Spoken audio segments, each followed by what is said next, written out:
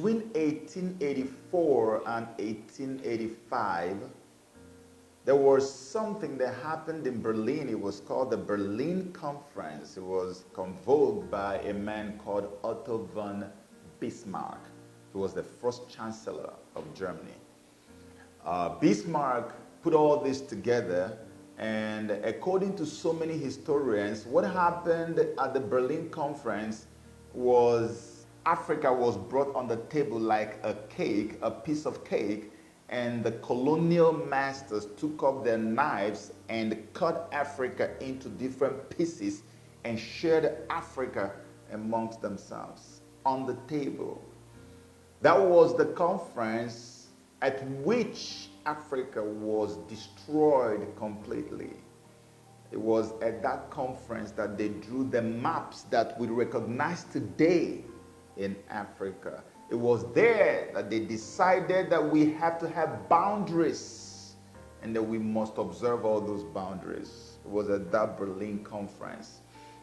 So the boundaries you have in Africa today, the map that you have of Africa today, our ancestors from Africa never contributed in any way to all that thing that you see today. It was the colonial masters who sat down between 1884 and 1885 and decided that we must have boundaries to divide ourselves. And so when they were done with that, of course, they flooded the African continent with their intelligence agents to make sure that they instill these divisions in our minds psychologically and otherwise, okay? Because if the divisions are there and they don't get etched in our consciousness, it wouldn't make any difference. So they had to come and make sure that those things are observed in our psyche, in the consciousness of the African man. So I can begin to tell the man who is from Zambia, I say, how dare you talk about my country? You are from Zambia.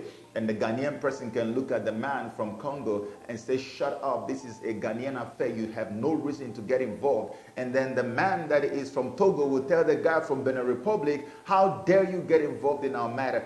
Africans became divided, not only by boundaries, but also psychologically in their minds. And you wonder why South Africans are killing their own kind. Let's go down more to history. And so after they had succeeded in dividing Africa and ensuring that Africans also became divided in their psyche, in their consciousness, what they did more was colonial activity increased on the African continent. It was almost looking worse than the days of slavery. And so the cries for independence began to rise up from all over the place. Now, between the 1950s and the 1960s, independence was the only thing that everybody was talking about. And so the United Nations had a resolution. It was called the UN Resolution 1514. That was a resolution that granted colonial countries and peoples independence. And it was adopted by the United Nations General Assembly on December the 14th, 1960. 89 countries voted in favor, none voted against. But these countries, I'm going to read them out for you. These countries abstained from voting. They said they would not vote. Australia, Belgium, Dominican Republic, France, Portugal, Spain, Union of South Africa, United Kingdom, and the United States. Of course, until Donald Trump came down, the United States had always been controlled by the United Kingdom. So wherever United Kingdom went, America also went with it. But as for having a colony in Africa, I don't know of any colony that America controls in Africa. They refused to vote because the United Kingdom refused to vote. France, Portugal, UK, look at Union of South Africa, refused. They abstained from voting. Even though they abstained from voting, France and the other colonial masters still accepted that the colonies in Africa should have their independence, but people did not know that this was ceremonial independence. For instance, France has 14 colonies in Africa. And so they allowed for their colonies to have independence. But look what France did. France went behind and signed a very satanic agreement with them.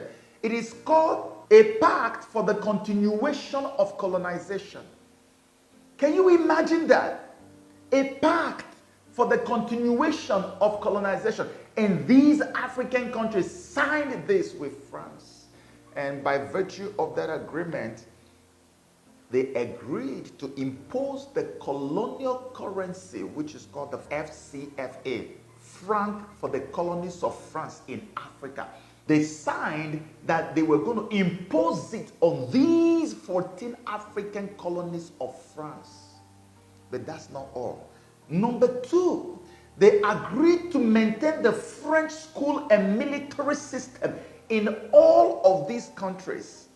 But that's not all. They also agreed to maintain French as an official language in all of these colonies. And that has remained up until this very day.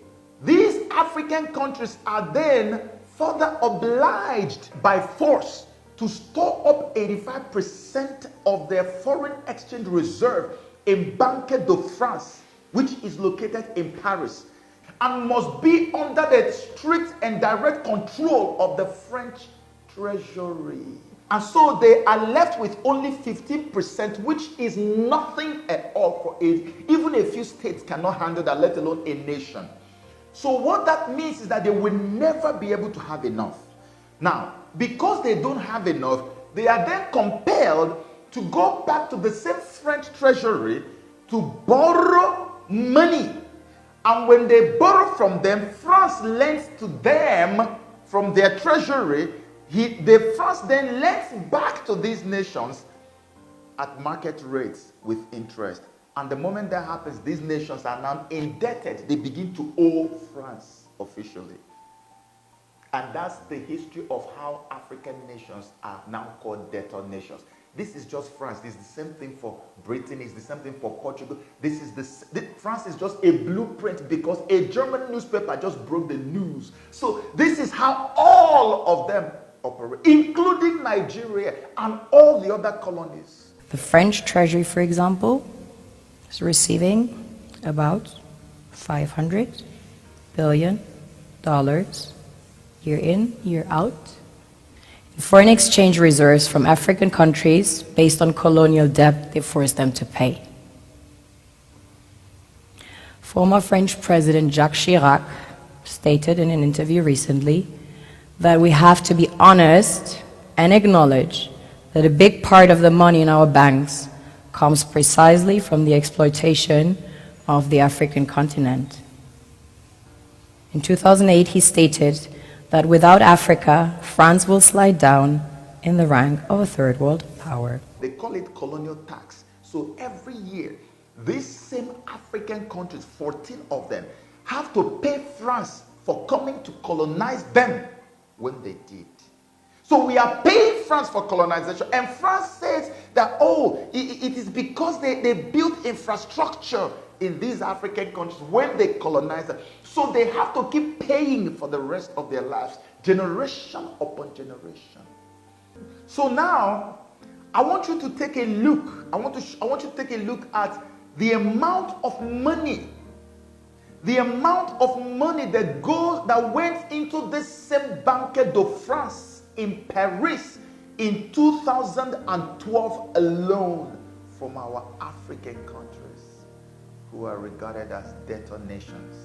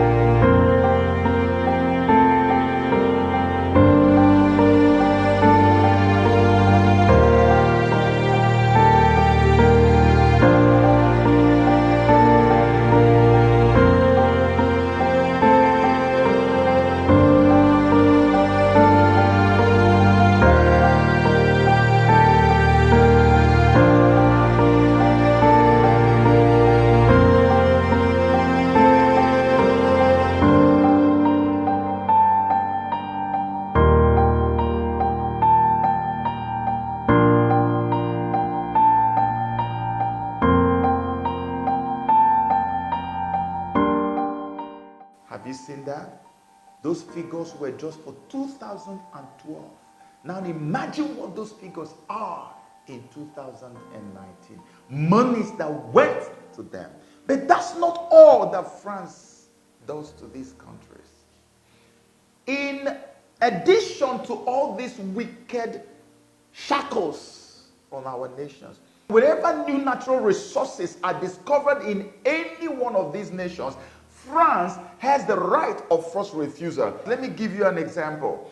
If, say, for instance, Togo has gold, and we know Togo for gold, and suddenly they discover oil, the government in Togo has no right to decide what happens to their oil on their own. France will have the right of first refusal. France must be on ground to decide with the government, and in fact to impose on the government what will happen to the new natural resource that has just been discovered in that nation.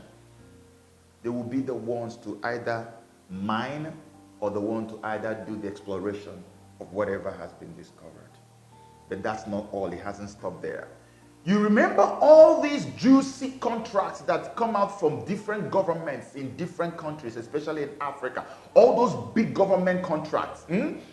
France is the first to be considered in any one of these 14 countries in case there is any government contract coming out. What that means is that if, for instance, Togo or Central African Republic or Benin Republic has about 20 solid government contracts, French companies will at least be considered for about 90% of those. It is only the crumbs that will now be sent to all the other companies to do. And so I'm going to ask you just one very simple question.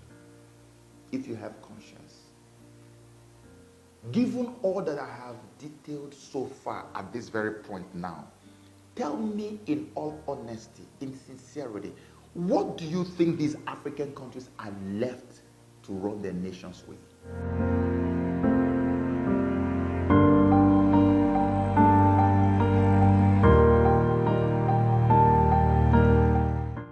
The former president of Gambia, Yahya Jammeh.